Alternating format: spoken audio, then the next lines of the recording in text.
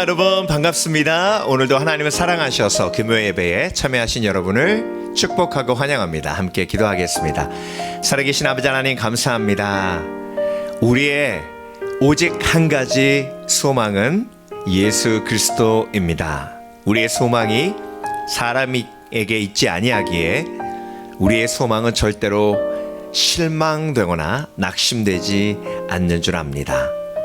아버지 하나님, 우리를 단 한 번도 실망시키지 않으신 예수 그리스도께서 오늘도 우리를 붙드시고 인도하고 계시는 줄 믿습니다. 찬양하며 예배할 때에 그 약속이, 그 인도하심이 확신으로 우리 가운데 임해 오늘도 평안이 회복되고 소망이 회복되는 하나님의 크신 은혜를 경험하게 될 줄 믿습니다. 주 앞에 이 시간을 의탁드립니다. 오늘도 신령과 진정으로의 예배 되게 하시고, 삶에 지쳐 걱정 근심에 빠져있는 성도가 있습니까? 마음을 위로해 주시고 찬양과 말씀을 통해 힘을 주시옵소서. 오늘도 감사드리며 예수 그리스도 이름으로 기도합니다. 아멘.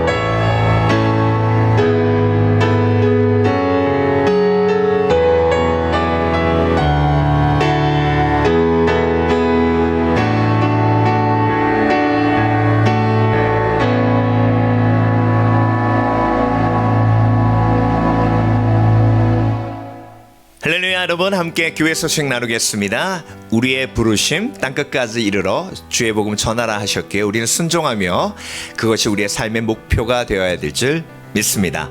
에콰도르 선교위에서 동참해 주시고 기도해 주신 여러분께 감사드리고요. 선교 헌금이 전달이 되었습니다.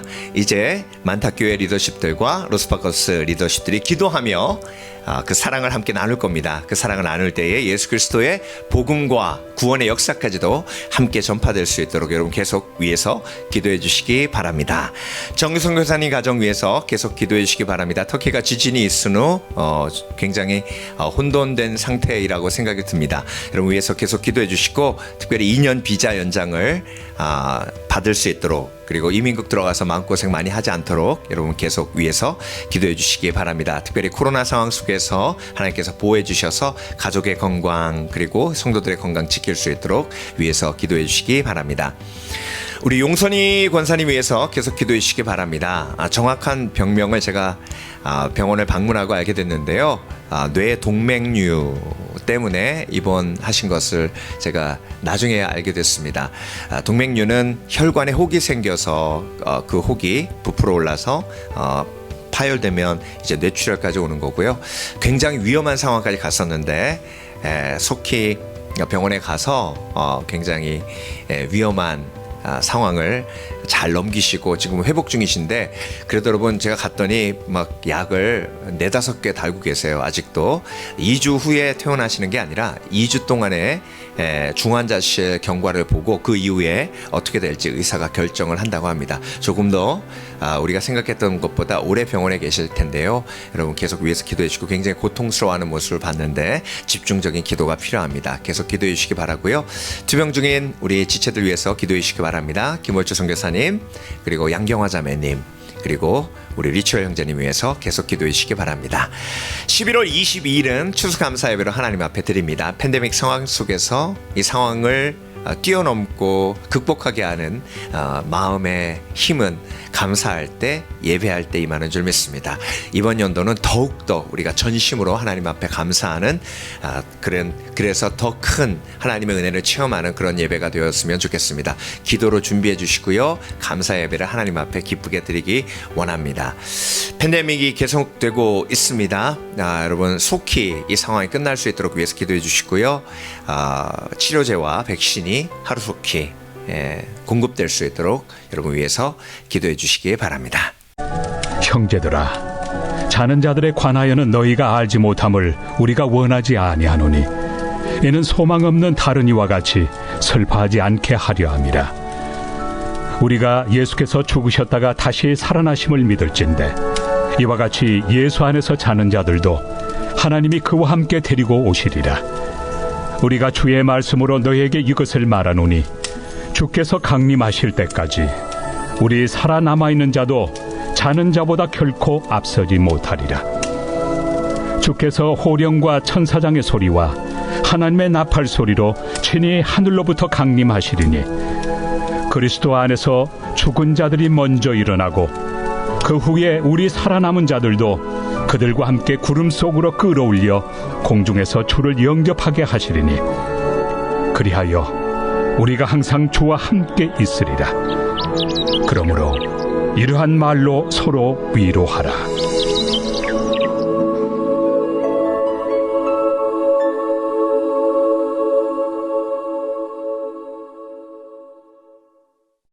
살아계신 아버지 하나님 감사합니다. 오늘도 하나님의 말씀을 사모합니다. 하나님의 말씀이 필요합니다. 우리 영혼에게 가장 필요한 것이 하나님의 말씀입니다. 하나님의 말씀이 채워지면 죄를 깨닫고 우리의 삶을 망치는 그 죄를 내 삶 속에서 몰아내며 그 과정을 통해 회개가 터지고 회복과 치유의 역사가 일어나는 줄 믿습니다.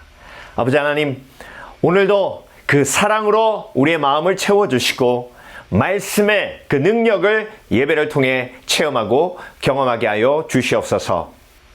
하나님, 오늘도 우리가 걱정과 근심 속에 있습니다. 실망과 낙심 속에 있습니다. 때로는 실망과 낙심을 이기지 못해 절망으로 빠지기도 합니다.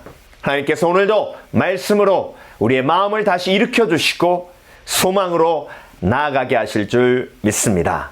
오늘도 부족한 종 죄인 중에 괴수 예수 그리스도 이름으로 다녔사오니 온전히 도구로만 사용해 주실 줄 믿사오며 감사드리고 예수 그리스도 이름으로 기도합니다. 아멘. 할렐루야. 데살로니가 전서 4장 13절에서 18절까지의 말씀을 중심으로 이러한 말로 서로 위로하라, 이러한 말로 서로 위로하라 라는 제목으로 함께 말씀을 묵상해 보겠습니다. 오늘 설교 제목은 오늘 본문 말씀 맨 마지막 절 18절에서 그대로 따왔는데요. 18절은 간단하면서도 아주 강렬한 도전이 담겨져 있는 말씀입니다. 그러므로 이러한 말로 서로 위로하라.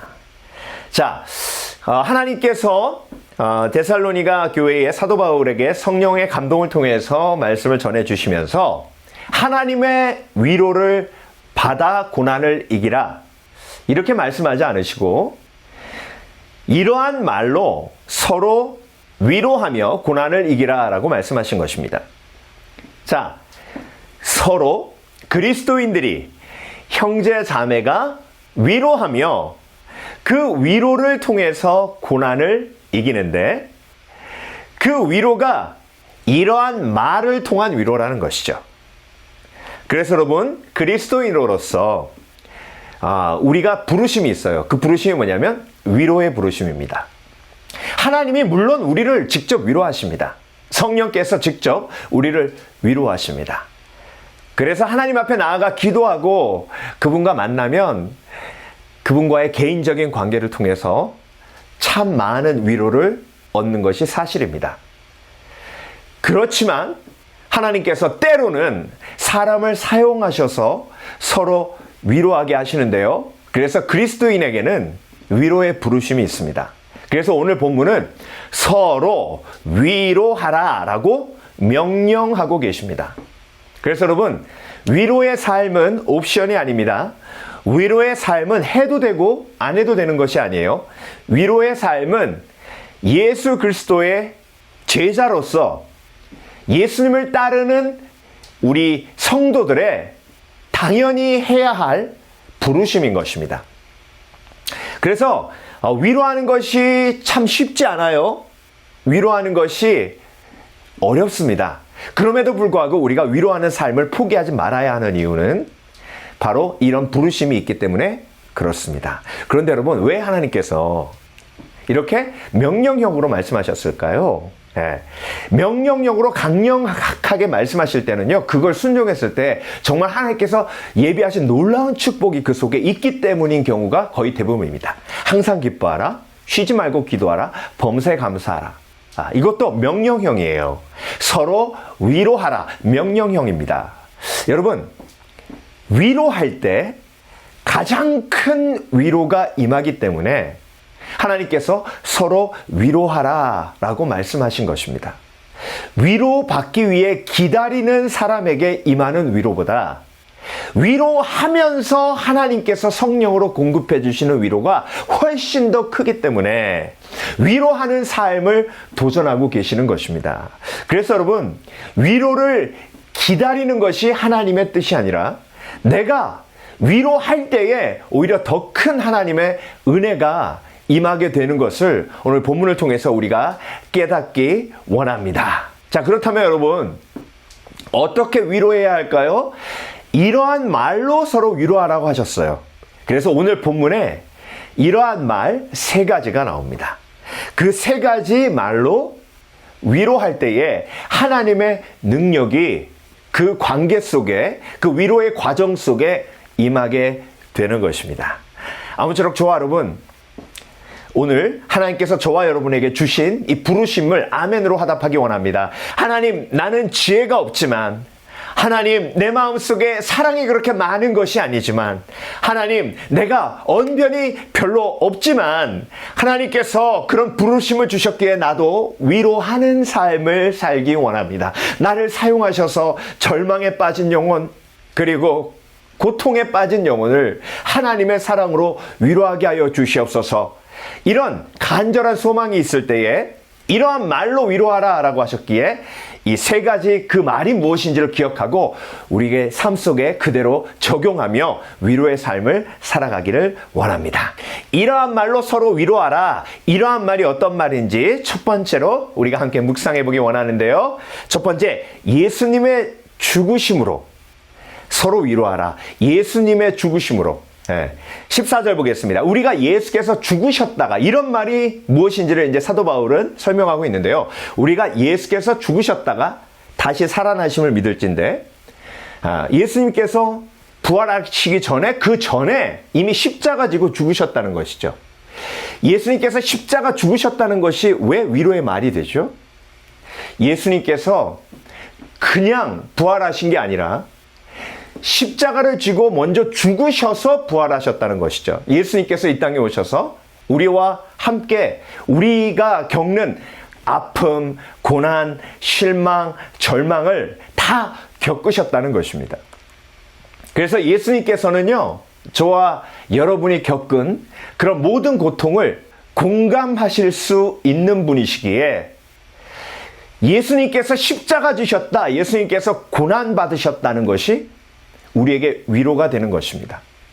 그래서 여러분, 위로할 때요, 예수님의 십자가로 위로하는 것은 이런 의미를 포함하고 있습니다.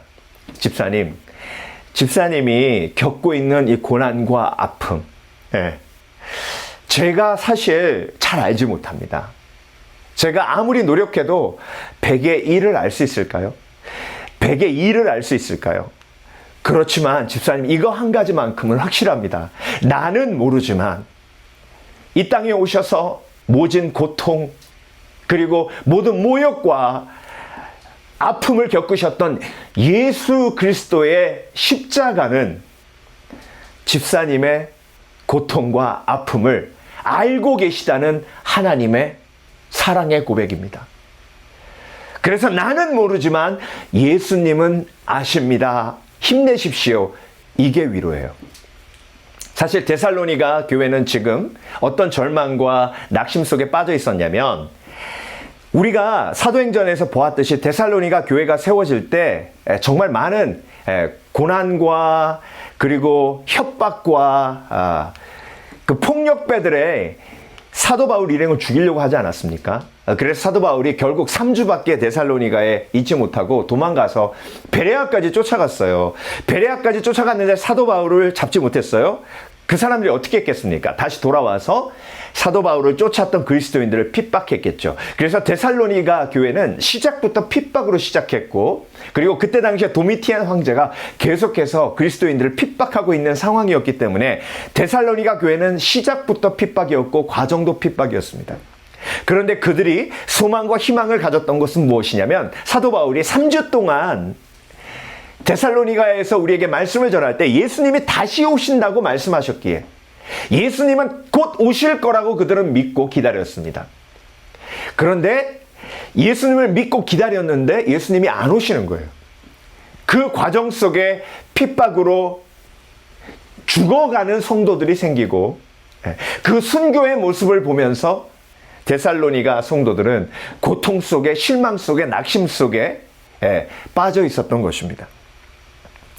그 소식을 듣고 사도 바울이 데살로니가 전서 후서를 쓴 거예요. 예수님의 재림에 대해서 설명하며, 예수님의 재림, 예수님께서 곧 오신다는 의미는 이것이고, 그리고 우리가 예수님의 재림을 보기 전에 먼저 예수님의 십자가의 고난을 보아야 한다는 것이죠.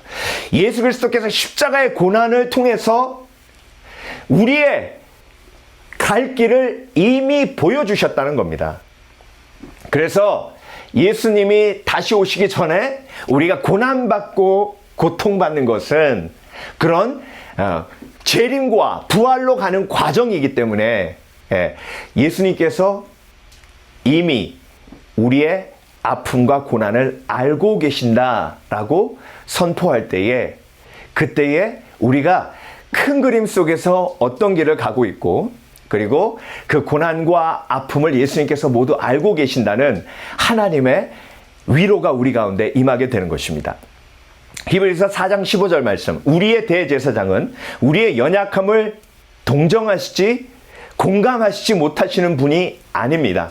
그는 모든 점에서 우리와 마찬가지로 시험을 받으셨지만, 고난을 받으셨지만, 아픔을 겪으셨지만 죄는 없으십니다. 그래서 여러분, 우리가 서로 위로하며 그 위로의 고백 중에 가장 핵심되는 위로의 고백은 주께서 당신의 아픔을 아십니다.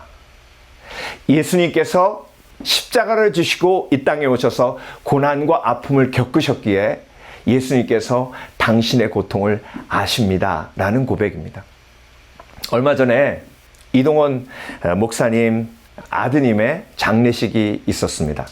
40 간 넘은 아주 젊은, 장래가 촉망되는 그런 젊은이였고요. 아버지였고, 그리고 남편이었습니다. 그런데 암투병 하다가 결국 천국에 먼저 가게 됐는데요. 아들을 먼저 보내고 이동호 목사님께서 10가지 감사의 고백을 장례식에서 함께 나누셨는데요. 그 10가지 중에 6번째 감사의 고백이 그거였습니다. 아들의 고통을 통해 예수님을 내어주신 하늘 아버지의 고통을 알게 해주셔서 감사합니다. 이 얘기는 예수님이 십자가 지시면서 하나님 아버지께서 겪으셨던 그 고통을 통해서 하나님께서 나의 아픔을 알고 계시는 것이 나에게 위로가 되어 그 위로를 통해 이 시간 하나님 앞에 감사의 고백을 드립니다. 라는 위로받은 한 아버지의 감사의 고백인 것입니다. 그리고 7번째 감사의 고백은요, 수많은 암 환자들과 연대할 수 있어 감사합니다. 자식들을 잃은 수많은 분들의 마음을 알 수 있어 감사합니다. 이게 8번째거든요. 이 속에 공감하시는 하나님의 은혜. 내가 너의 고통을 안다. 내가 너의 낙심을 안다. 내가 너의 그 마음의 공허함, 허무함을 안다.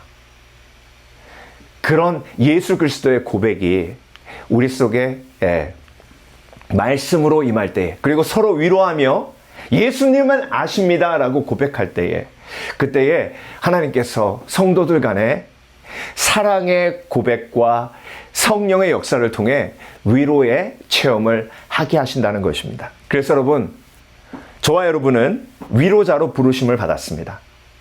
이런 말로 서로 위로하라 하셨습니다. 그 이런 말이 뭐라고요? 예수님은 아신다요. 예수님이 십자가 지셨기 때문에, 예수님이 이 땅에 오셔서 이미 우리가 겪을 거절감과 고통과 상처와 예수님은 아신다라는 고백이 우리에게 가장 큰 위로이기 때문에 이런 말로 서로 위로하라.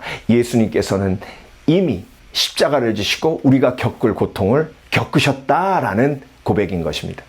로마서 12장 15절은 이렇게 우리에게 권면합니다. 즐거워하는 자들과 함께 즐거워하고 우는 자들과 함께 울라. 우는 자들과 함께 울며 위로를 포기하지 아니하고 서로 위로하며 공감하며 우리가 부르심을 감당하는데, 그 부르심 속에서 우리가 고백해야 할 말, 그 말이 무엇입니까? 예수님은 아신답니다. 예수님이 이 땅에 오셔서 직접 육체를 입으시고 십자가를 지셨기에 저와 여러분의 고통을 아신다는 것이죠.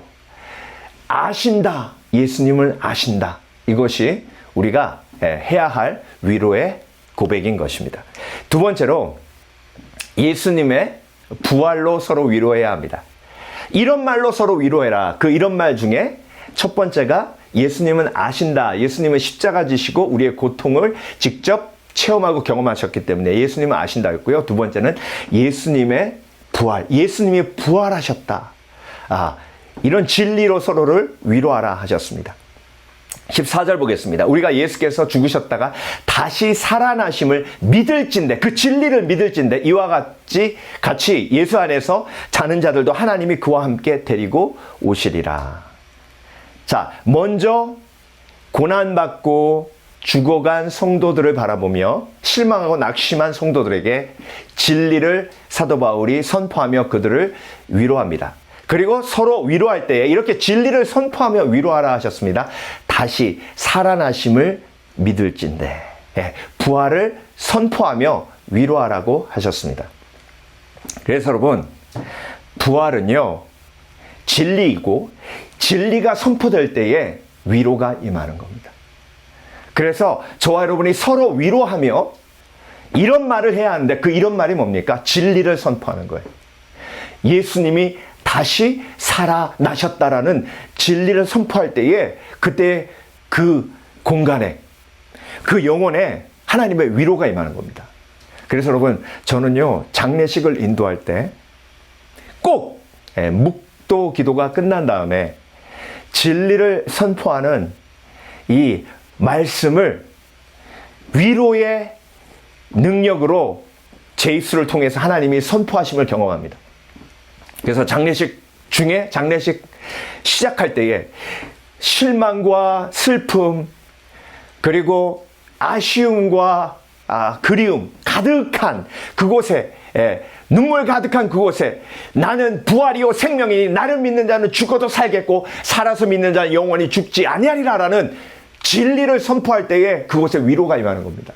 여러분, 악한 영은요, 거짓으로 우리를 속여서 실망하고 낙심하게 만들어서 결국 가룟 유다처럼 비참하게 실망과 절망을 통해 자살해서 모든 것이 그냥 다 끝나게 만들어버리는 것이 악한 영입니다. 그런데 그 악한 영의 거짓말을 하나님의 진리의 말씀으로 깰 때에 그때에 위로가 임하는 겁니다. 그래서 여러분, 거짓은 위로가 아니라 사기고요, 진리로 받게 되는 것이 정말 온전한 위로입니다. 우리가 예레미야서 묵상해 봤지만 예레미야를 통해서 하나님께서 진리를 선포하셨어요. 진리를 선포하시면 70년 후에 다시 회복되리라. 70년 후에 다시 이스라엘이 부활하리라. 그런데 이 진리의 말씀을 붙들고 위로받아야 되는데 시드기야 왕은 거짓, 이스라엘이 망하지 않으리라, 애굽을 의지하면 망하지 않으리라, 이 거짓을 붙들다가 망한 거예요. 거짓은 위로가 아니라 사기예요. 그래서 여러분, 하나님께서 부활하신 예수 그리스도를 통해서 저와 여러분에게 진리를 주시는 거예요. 그래서 우리가 서로 위로하는 삶을 살기 위해서는요, 우리 입술에서 뭐가 나와야 돼요? 진리가 나와야 돼요. 사람의 말이 나오면 안 됩니다. 예수 그리스도의 말씀이 나와야 돼요. 그래서 나는 부활이요 생명이니 나를 믿는 자는 죽어도 살겠고 살아서 믿는 자는 영원히 죽지 아니라 너희가 이것을 믿느냐? 이 말씀이 어디 나오죠? 요한복음 11장에 나옵니다. 그런데 여러분, 예수님께서 이 말씀을 하신 건요, 나사로를 살리신 후가 아니에요. 보라, 내가 나사로를 살리지 않았느냐? 그러니 너희가 이 말을 믿어라. 나는 부활이요 생명이니 나를 믿는 자는 죽어도 살겠고 살아서 믿는 자는 영원히 죽지 아니하리라. 이렇게 말씀하신 게 아니에요. 마르다가 나왔을 때, 마르다가 예수님을 마중하러 나왔을 때, 그때 예수님께서 실망한 마르다에게, 죽음의 기운으로 가득한 마르다에게, 그래서 눈물을 한없이 흘려 눈이 퉁퉁 부은 마르다에게 그때 하신 말씀이 이 부활의 선포예요. 나는 부활이요 생명이니 나를 믿는 자는 죽어도 살겠고 살아서 믿는 자는 영원히 죽지 아니하리라. 그래서 마지막에 내가 이것을 믿느냐라고 물어보신 거예요. 그래서 여러분, 진리가 선포될 때에 우리 눈으로 부활을 직접 보지 못하지만 믿음은 바라는 것의 실상이기 때문에 진리가 선포될 때에 그 진리 속에 하나님의 위로가 임하는 줄 믿습니다. 그래서 여러분, 사람의 말로 위로할 수 없어요. 이런 말로 너희가 서로 위로하라. 이런 말이 뭐예요? 진리예요. 이런 말이 뭐예요? 부활을 선포하는 진리의 믿음의 선포예요. 그래서 여러분, 실망과 절망 뒤에는 악한 영의 거짓이 있어요. 거짓말이 있어요. 그 거짓말을 진리로 깨는 거예요.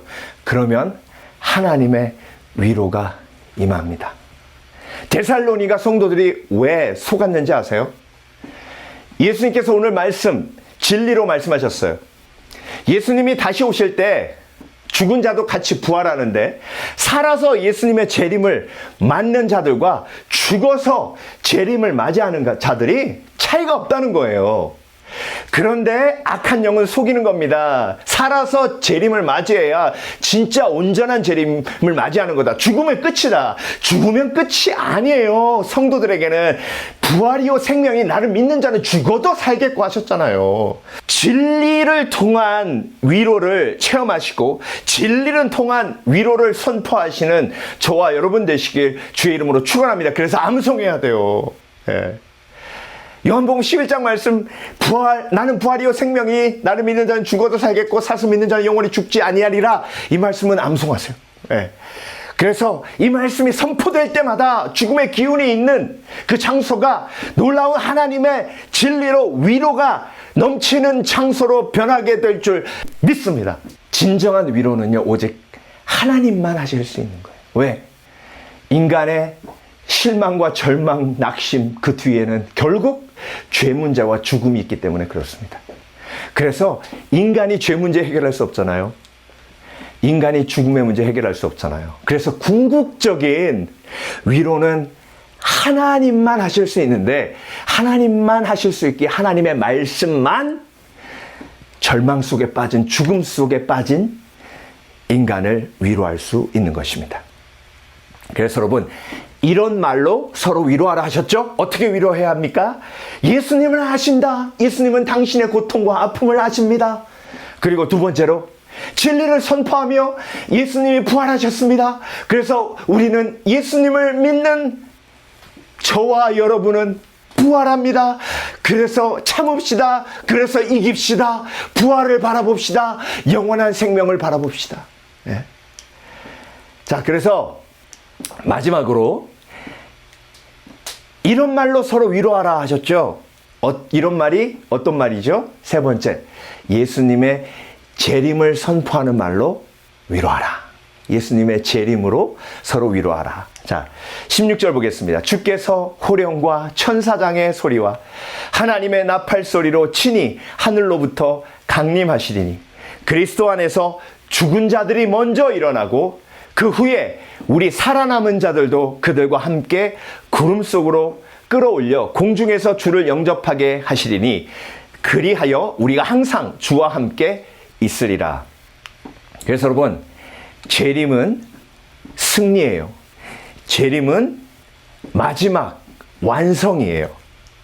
그래서 재림이 우리의 소망이 되는 것이죠. 자, 이런 질문 하시는 분이 계세요. 목사님, 아니 예수님이 우리와 항상 함께 하시잖아요. 예수님이 우리와 항상 함께 하시는데 왜 예수님이 다시 오시는 걸 기다려야 됩니까? 예수님이 항상 우리와 임마누엘로 함께 하시잖아요. 그런데 왜 예수님이 오시는 것을 기다려야 됩니까? 그게 저는 의문입니다. 자, 여러분, 예수님이 우리와 함께 계시지만 우리는 아직도 죄 속에 있어요. 아직도 슬픔과 고통과 아픔 속에 있어요. 우리가 예수님과의 교제를 통해서 완성으로 가고 있지만 그 완성이 이루어진 것은 아니에요. 예수님이 다시 오신다는 그 재림의 순간은요, 우리의 구원이 완성되는 시점이고, 구원이 완성되며 우리의 육체와 영혼도 완성되는 거예요. 육체와 영혼이 완성된다는 건 뭐냐면 더 이상 죄를 짓지 아니하고 더 이상 미워하지 아니하고 완벽한 육체와 완벽한 영으로 다시 부활한다는 것이죠. 그때 예수님이 다시 오셨을 때 그 재림의 순간에 그런 일이 벌어진다는 겁니다. 그러니까 여러분, 재림을 기다린다는 것은 내 영혼과 육체가 완성되는 것을 기다리는 것을 의미합니다. 그래서 예수님을 기다리는 거예요. 요한계시록에 예수님을 기다리면서 우리가 기대할 수 있는 그런 컨디션을 말씀하시는데요. 요한계시록 21장 4절, 모든 눈물을 그 눈에서 닦아주시니 다시는 사망이 없고 애통하는 것이나 곡하는 것이나 아픈 것이 다시 있지 아니하리니 처음 것들이 다 지나갔음이니라. 모든 눈물을 그 눈에서 닦아주신대요. 여러분, 내가 내 눈물 닦으면 이게 인내예요. 그런데 내 눈물을 다른 사람이 닦아주면 이게 위로입니다. 그런데 우리가 예수님이 재림하시고 완벽한 순간에 예수님께서 내 모든 눈물을 닦아주세요. 예수님의 완벽한 위로가 나에게 임해요. 그래서 더 이상 사망이 없고 애통하는 것이나 곡하는 것이나 아픈 것이 있지 않아요. 완벽한 상태예요. 완벽한 승리의 상태예요. 악한 영이 모두 무적행으로 사라지고 더 이상 유혹이 없어요. 더 이상 속임수가 없어요. 이 완벽한 승리, 이 완벽한 승리가 재림의 때에 이루어지는 겁니다. 그래서 왜 위로가 되느냐? 우리가 지금은 죄 속에 있고 지금은 아파하고 지금은 고통스러워하지만 예수님이 재림하시는 완벽을 이루시는 그날에 우리는 완성체가 된다는 거예요. 이것이 우리의 소망입니다. 그래서 여러분, 지금 우리가 매일 살아가면서 왜 힘들어요? 나의 연약함 때문에 힘들잖아요. 예수님, 내가 그렇게 안 한다고 했는데 또 똑같은 죄를 짓습니다. 예수님, 내가 미워하지 않는다 했는데 형제를 미워하는 것이 살인한 거라고 했는데 또 살인을 했습니다. 내가 판단하지 않기로 결단했는데 또 판단했습니다. 하나님, 내가 정말 오라 나는 공고한 자입니다. 그런데 하나님께서 재림의 완성을 우리에게 계시하시며 위로하십니다. 그날이 되면 모든 눈물을 그 눈에서 닦아주시고 다시는 사망이 없고 애통하는 것이나 곡하는 것이나 아픈 것이 다시 있지 아니하리니 처음 것들이 다 지나갔습니다. 그래서 여러분, 재림은 완성이요, 재림은 영원한 승리의 순간이에요. 그것을 바라보며 위로받고 승리하라는 것입니다. 그래서 여러분, 오늘 본문은요, 저와 여러분에게 위로의 삶을 포기하지 말라, 이런 말로 서로 뭐하라? 위로하라 하셨습니다. 그래서 위로하는 삶을 사는 사람은 예수 그리스도의 십자가, 하나님은 아신다라는 고백을 하며, 위로의 삶을 사는 사람은 부활을 선포하고, 위로의 삶을 사는 사람은 우리의 마지막 재림의 순간에 이루실 하나님의 그 완벽한 승리를 선포하는 사람입니다.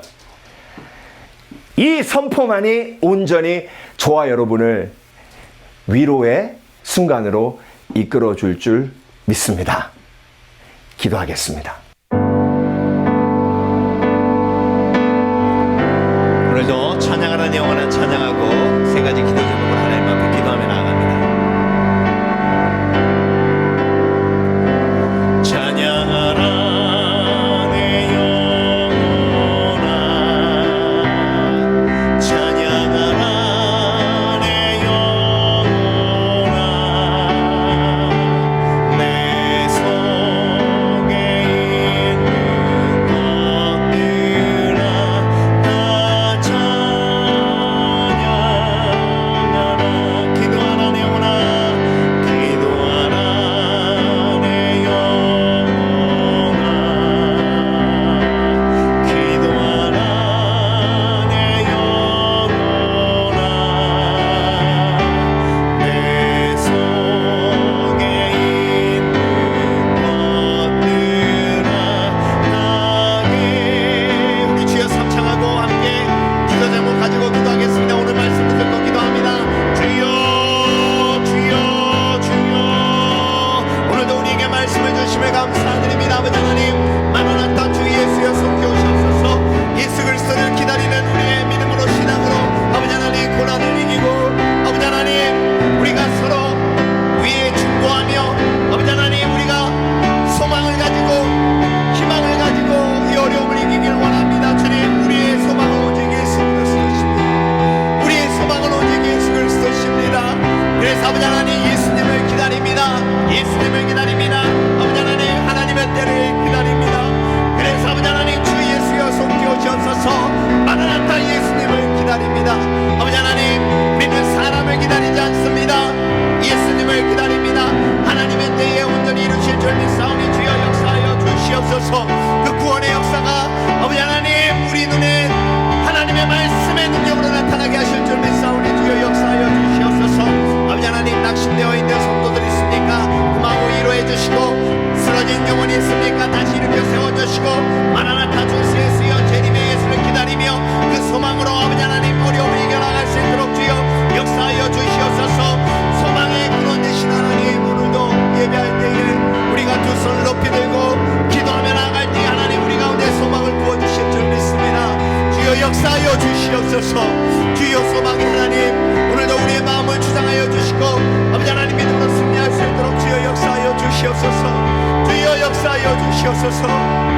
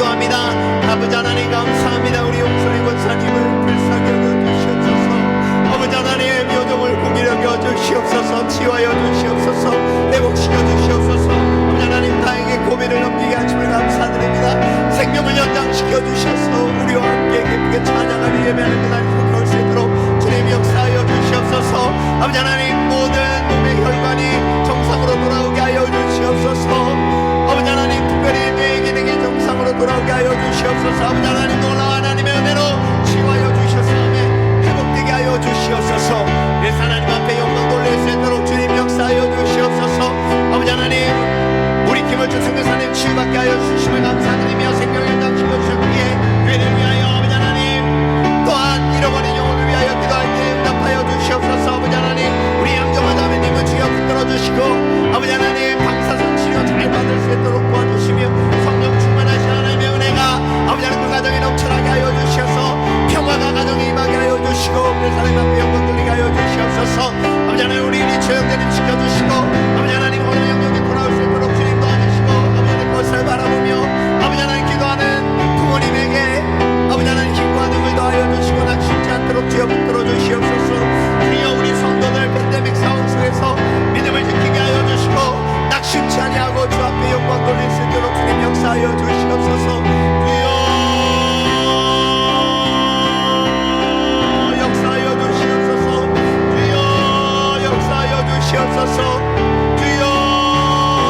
시간 다 함께 계속해서 각자의 처소에서 통성으로 기도하며 나갑니다. 다 함께 기도합니다. 주여.